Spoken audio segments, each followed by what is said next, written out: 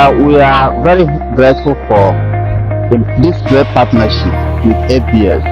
Today we are in Imezi-Olo to support children education, because in Nigeria today a lot of people are suffering and those in rural community are in need of help, and without education none of them can be able to break the cycle of poverty. We are here to distribute school supplies donated by FBS in partnership with Helpers Foundation, because this school supply is necessary because to ensure every child have access to education.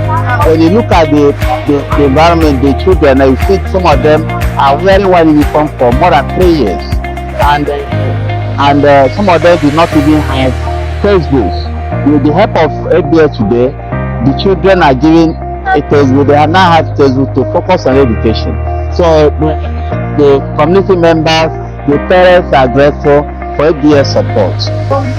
We Helpers Foundation believe every education is a fundamental right of every child, and that's why we continue to go to rural communities to support children education. FBS have helped us to eradicate the challenges we face in the Ezeagu community. We are grateful for your support and looking forward to reaching out to more children in need of education in other undeserved communities. Thank you for all who make this happen.